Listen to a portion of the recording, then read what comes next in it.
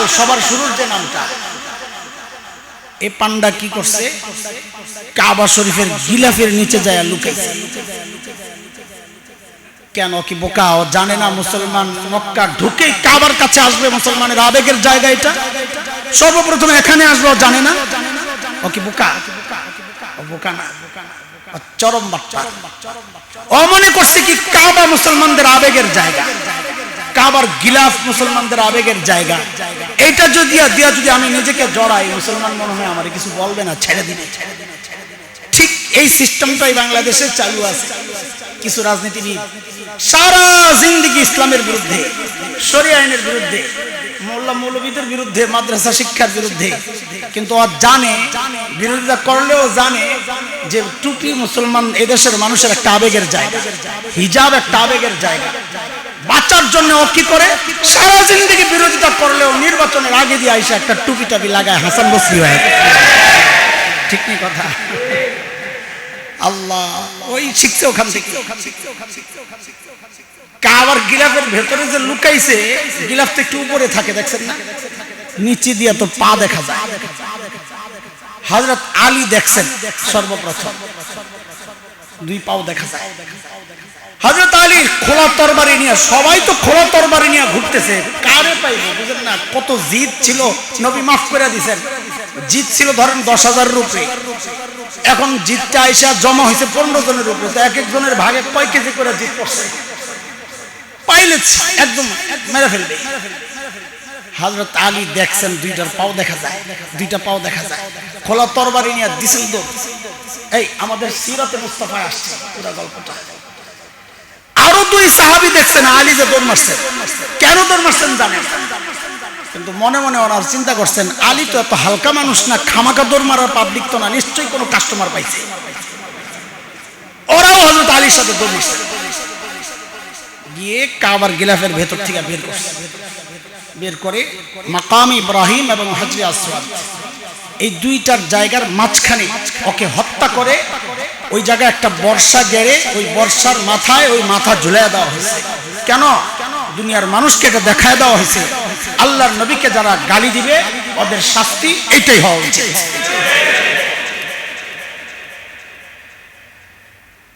কথাগুলো কেন বলছি? ওই যে আমাদের পেছনের একটা দাবি ছিল, নবীজির যুগেও মানুষ ইসলাম থেকে বের হয়েছে, ওই দাবির সপক্ষে প্রমাণ দিচ্ছিলাম, মনে আছে কথা? এই যে প্রমাণ আসছে, এই যে আব্দুল্লাহ ইবনে খাতাল, যার নিয়ে এত কথা, এই আব্দুল্লাহ ইবনে খাতাল মদিনাতে মুসলমান হয়েছে।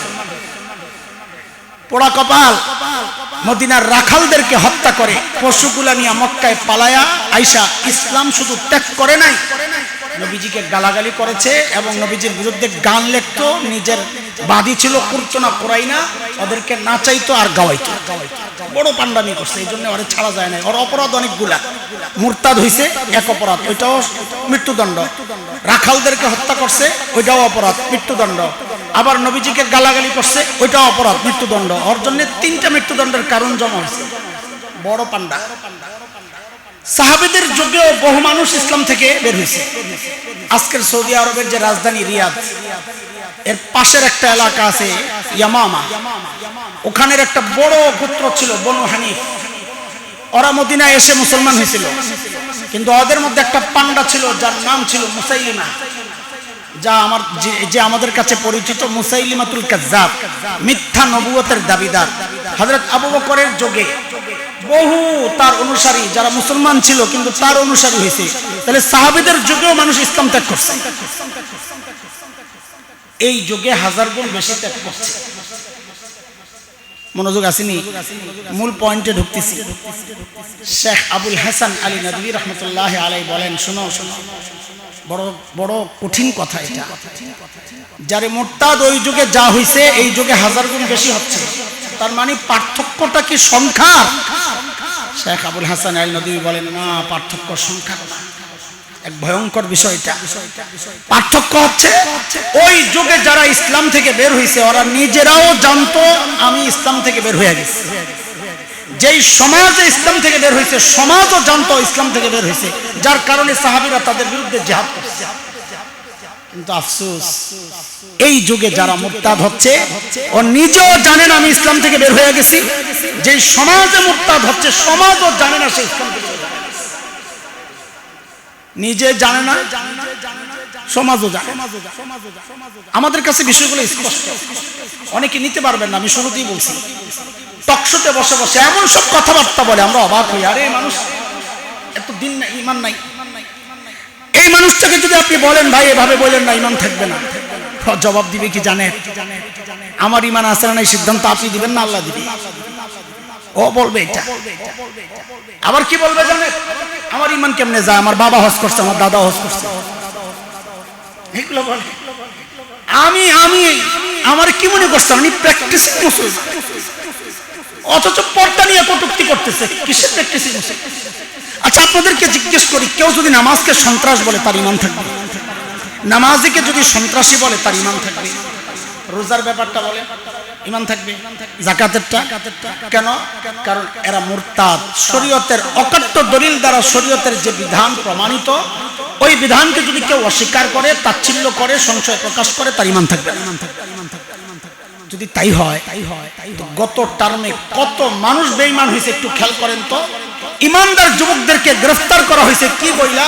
তার কাছে জিহাদি বই পাওয়া গেছে। তার মানে কি বুঝাইতে চাইলা?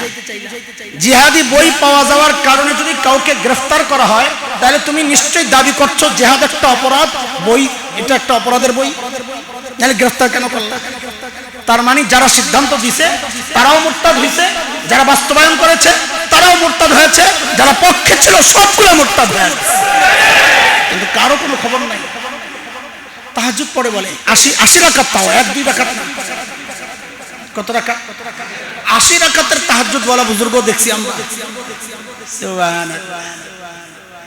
সমাজ জানে না তারা মুরতাদ হয়ে গেছে, সমাজ জানে না। কেমনে বলবেন? কেমনে প্রমাণ নেই? 2013 আপনাদের মনে থাকার কথা নিশ্চয়ই, শাহবাগে গণজাগরণ মঞ্চ বসেছিল, মনে আছে? যুদ্ধাপরাধীদের বিচার ত্বরান্বিত করার দাবিতে। আমাদের সাথে এটার কোনো সংঘর্ষ নাই। আমাদের সাথে সংঘর্ষ বাঁধলো কখন? যখন আমরা দেখলাম ওই গণজাগরণ মঞ্চের আড়ালে কিছু নাস্তিক ব্লগার ইন্টারনেটে লেখালেখি করে, ব্লগে তারা আমাদের প্রিয় নবীজি সাল্লাল্লাহু আলাইহি ওয়াসাল্লামের বিরুদ্ধে এমন সব কুৎসিত লেখালেখি করছিল, গোটা বাংলাদেশের সব দলমত নির্বিশেষে সব ইমানদাররা আল্লামা আহমদ শফি নওবর আল্লাহু মারকাদার নেতৃত্বে মাঠে নেমেছে।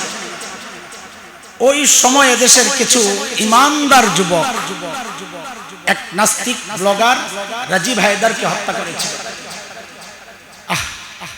আমি দৃঢ়ভাবে বিশ্বাস করি ওই ছেলেগুলোর ঈমান আমি হাসান জামিলের ঈমানের চেয়ে মজবুত। কেন জানেন? কারণ তাদের ঈমান তাদের নবীর দুশমনকে হত্যা পর্যন্ত করতে দ্বিধা করে নাই, তারা কিচ্ছু চিন্তা করে নাই। আমি তো করতে পারি। আপনাদেরকে উৎসাহিত করছি না যুবকরা, আমি চরম বাস্তবতা বলতেছি। এটা উৎসাহিত করতে হবে কেন কাউকে? এটা রাষ্ট্রীয় আইন হওয়া দরকার ছিল যে নবীকে যারা গালি দিবে তাদের শাস্তি একটাই, তাদেরকে প্রকাশ্য মৃত্যুদণ্ড দিতে হবে। এটার সাথে কোনো আপোষ করার কথা না। আপনি যেই দলই করেন, যদি নবীকে ভালোবাসেন এই দাবির সপক্ষে থাকতেই হবে যে আমার নবীকে গালি দিলে তাকে মৃত্যুদণ্ড দিতে হবে। ওই যুবকরা এই কাজটা করেছে। আল্লাহ আমাদের যুবকদেরকে হেফাজত করে। আচ্ছা এই যুবকগুলো তো এই যে রাজীব হায়দার ব্লগার, আল্লাহ মাশাআল্লাহ, আহলান সাহলান, হযরতকে একটু নিয়ে আসুন।